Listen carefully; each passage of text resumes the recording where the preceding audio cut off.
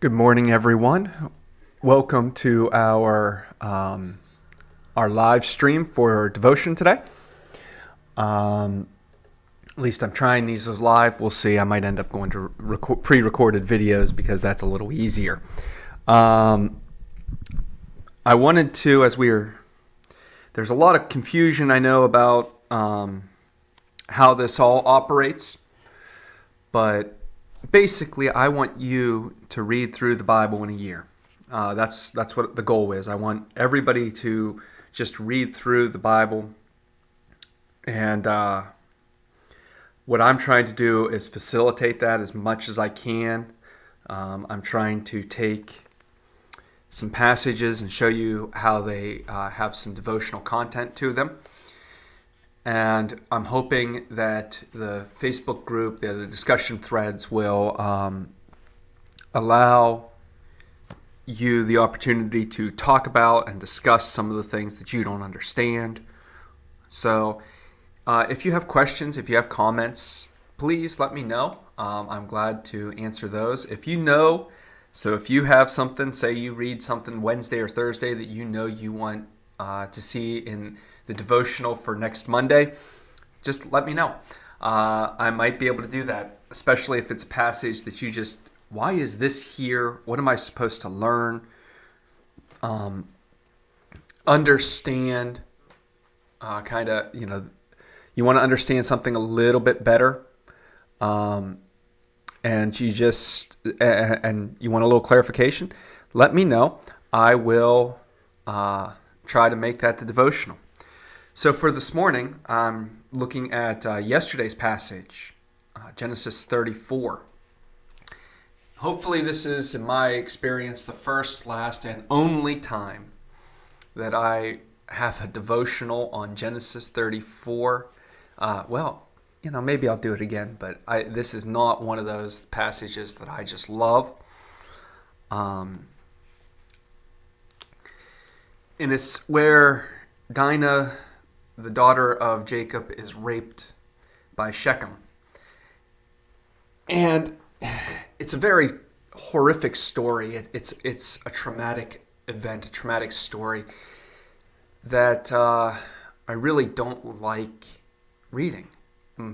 Every time I read it, I have issues with that. But it is in the Bible, and so I do read it, at least from time to time.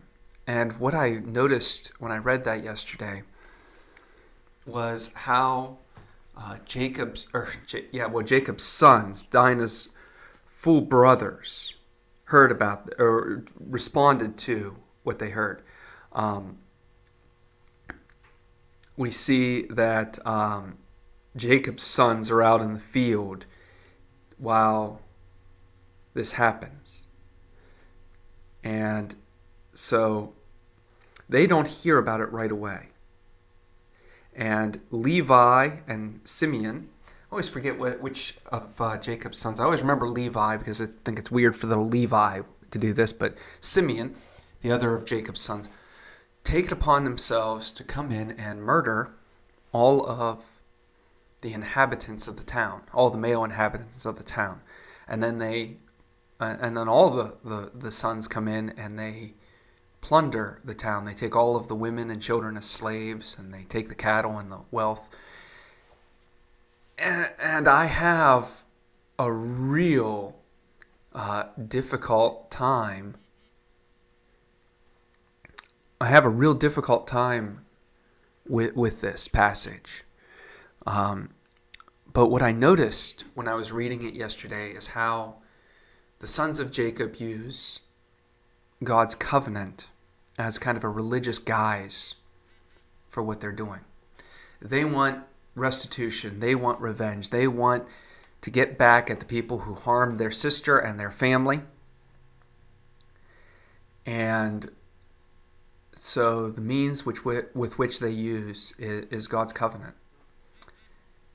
They tell the people, hey, we have this covenant with God. We have to circumcise our men. And that's a true statement. They did have a covenant with God, and how they would know themselves to be part of the family of God and part of God's people was that they would circumcise their males, their men. And so that was a very true statement. But rather than being honest and using that covenant to add to the community,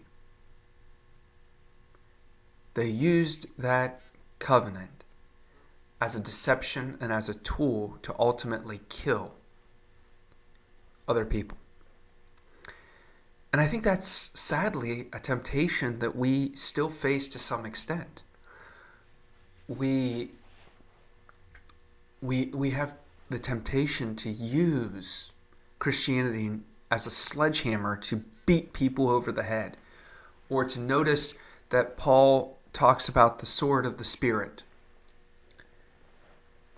and to think of that as a violent, aggressive weapon to kill our enemies, when that's not really what the sword of the Spirit means. We have this mentality, like Levi and Simeon, that the covenant of God is going to be a weapon whereby we can just kill and wipe out all resistance to God. It's this crusader mentality that's just so wrong.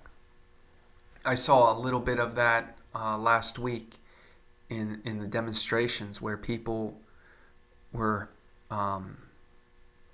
saying that they were storming the Capitol in God's name. And I thought, oh, no, just no. Take politics out of it. I mean, politics aside, I'm not going to question people's political motives on that, at least not terribly, and certainly not here. But no, you cannot say that there is a religious motivation, a Christian motivation for that kind of mentality, for that mindset. There is no reason, there's no way you can pull God into those events.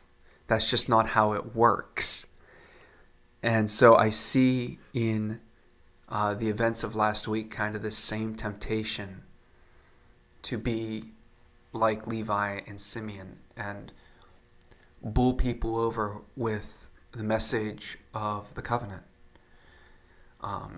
We have to be much smarter than that. We have to grow out of that.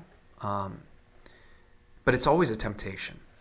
It's always easy to fall prey and say, I'm going to use this position in the kingdom. I'm going to use this covenant to gain an upper hand on somebody else.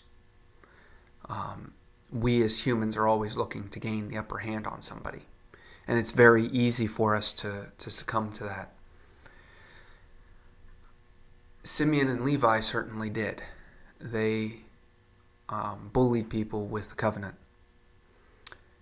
I hope that we are able to grow beyond that and not bully people. If we do that, then we have forfeit some of what it means to have our position. Because as Jacob says to them at the end, how can we live in this land? That's the promised land, the land that God was supposed to give them. How can we live in this land when we're treating the people like this? They'll kill us, and then God's plan will be wiped out. And he probably was prophetic there. We need to be more responsible about how we present the gospel message. It cannot be something to beat people over the head with. It has to be something that they willingly learn to love and accept. And so I hope that you are able to take that message to heart. I hope that you're finding a lot of great information and valuable insights from this endeavor to read the Bible through in a year. God bless until we meet again.